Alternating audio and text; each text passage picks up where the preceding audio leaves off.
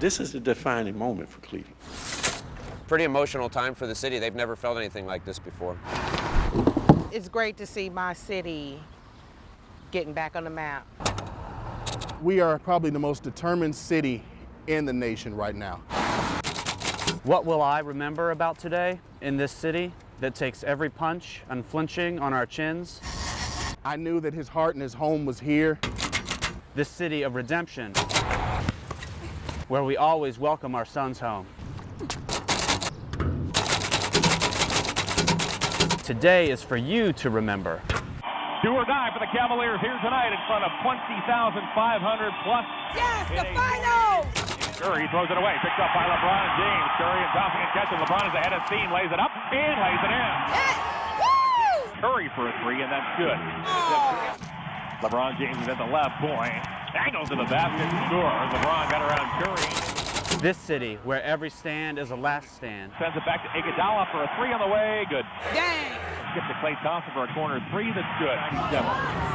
J.R. Smith with 6 seconds left and loads a long three that's no good. Oh, man. Oh. No good. Curry rebounds, and he will run out the clock. And the Golden State. This city can always say it left it all on the floor. For them to lose, it's really heartbreaking. The get here and the lose it is still disappointing, man. And it's just like more battle scars for a Cleveland fan, man. One day you will learn what we've always known. Cleveland is the city filled with champions, and tomorrow we get back to work. What kind of kick is that? Rear kick. Go. These students at All-American Karate in West Park are studying the ancient art of Kenpo. But do these karate kids know about the ancient technology of their ancestors? It looks cool, but I don't know what it is. We went out and found a pager, a roll of film, some computer discs, an old TV remote, or clicker as we called it, and a Sony cassette Walkman. How do you think these kids will react? So where are we going to be interviewing about? So I'm going to show you some old pieces of technology that probably your mom and dad and maybe even your grandma and grandpa used to use. We started with the pager. I feel like this is a GPS. There was, I don't know how they use this. What if I told you it was called a pager? What's that? Pager. Like hold pages, I guess. I don't know. Who do you think would use something like that?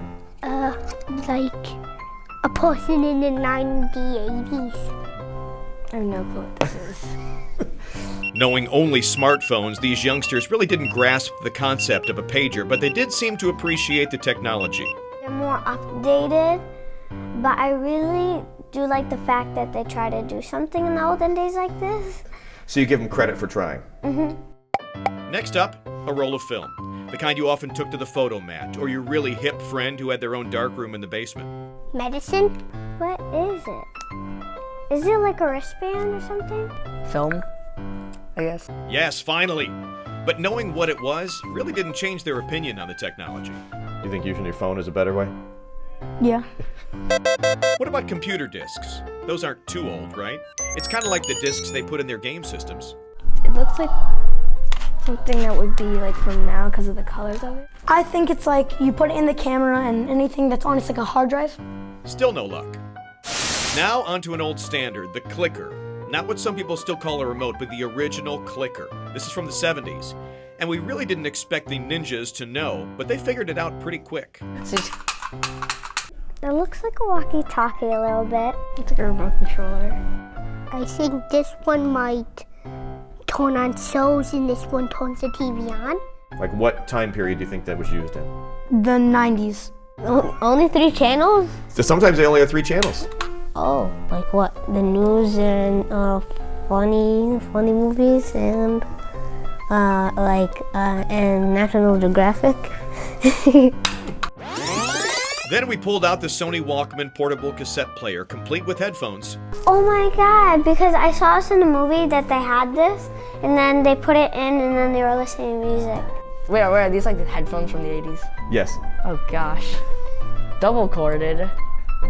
That's new. This one you just have to get the thing out of a big pocket. Let's go. tick, tick, tick, like that. I mean, now we have phones, so no need. This technology, the stuff that we use, would be useful now? No. Why not? Because it looks old. So they may not appreciate the technological advancements of previous decades. Wow, how old are these? This is like the weirdest thing I've ever done. Japanese sword. Go. But at least they're not sitting on the couch on a Saturday afternoon playing video games. A nice sign of hope for this next generation. Yeah, that's right. Yeah. Todd Meany, Wow, how old are these? Fox 8 News.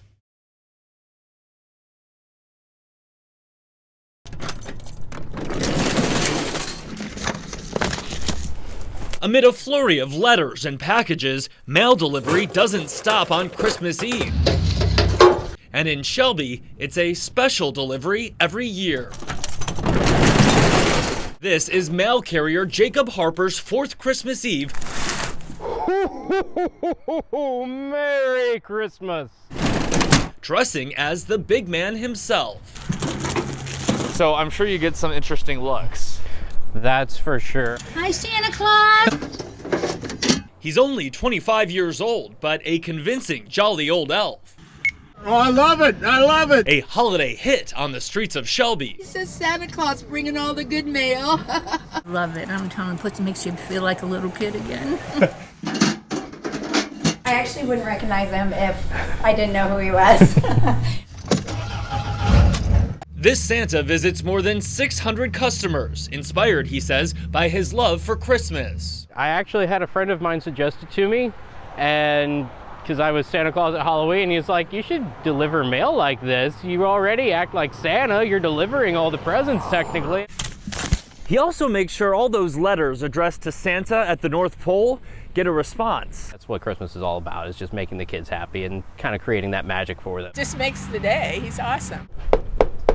A welcome visitor at the Herman household, where he delivers cookies and poses for pictures. Magical. I think it's pretty cool because we get to see him early. An annual favorite. December at the post office it's rough, but I get to see all the cheer, and I get to do this, and this kind of takes my stress of the holidays away, you know, because I know I make a lot of people happy. Delivering mail and Christmas cheer. In Shelby, Matt Wright, Fox 8 News. I ran into the bedroom where my wife was, and I said, I think I just had a stroke.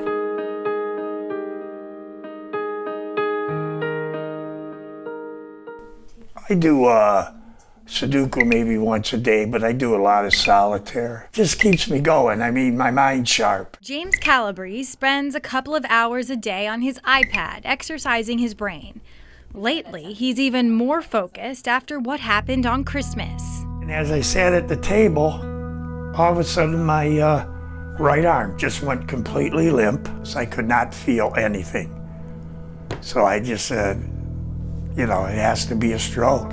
He was right. His wife called 911 and Parma EMS was at his house within minutes. When James got into the Parma Fire Department ambulance, technology was there to help save his life, connecting him to the emergency room doctor immediately. Hey, Dr. Lepsky here. Facial droop is not normal for her. Normally she is verbal and gets around.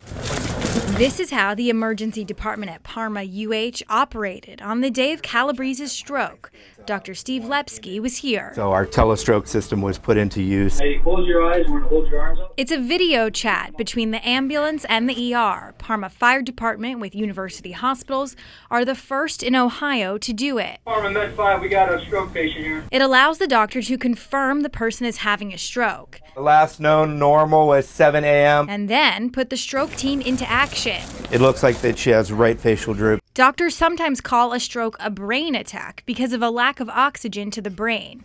So time is the single most important factor in treatment. So it's really a life-saving event. But they had me do the test into the screen, and the doctor was on the other end. Sir, can you repeat after me? Parma Fire paramedics showed us how the system works. I'm standing in the place of a paramedic. Talk me through, one person holds the iPad like this, and then what do you do? From here, we're gonna just see if the patient is alert. See my hand, can you see upper left, upper right? Repeat after me, or? Upper left. Okay. Lower left. Once paramedics have basic information, they call the emergency room. Now we're ready to do our MEND exam in front of the doctor. So we go over here and we call UH or whatever facility. He's able to answer any questions. Doc, can you hear me? Yep, I'm clear. And he can ask any questions that he wants to see. During a stroke assessment, this is one of the tall tale signs is an arm drift. So close your eyes, sir, and keep your arms up. Keep them up, keep them up. And if say one goes down, that might be an indicative of a stroke. Then the doctor can ask questions. Last known well? Yeah, that was about 10 minutes ago. If the patient is seen within a short window of the stroke beginning, they can get a clot-busting drug called a TPA, which may limit the stroke's impacts. When we first started doing this, I would say our average time to give TPA was somewhere around 50-something minutes. And now we're looking at like 25, 30 minutes. Doctors say look for symptoms like arm weakness, facial droop, and slurred speech. Also, nausea and dizziness could be signs of a stroke too. And then get to the hospital as soon as possible. It was like there wasn't a second lost. The less time wasted, the more positive the outcome. A simple technology making the lives of the people doctors already save better in the long term. I always tell my residents there are worse things than death. And disability really is if you can't do the things that you used to do before. In Cleveland, Adrienne DiPiazza, Fox 8 News.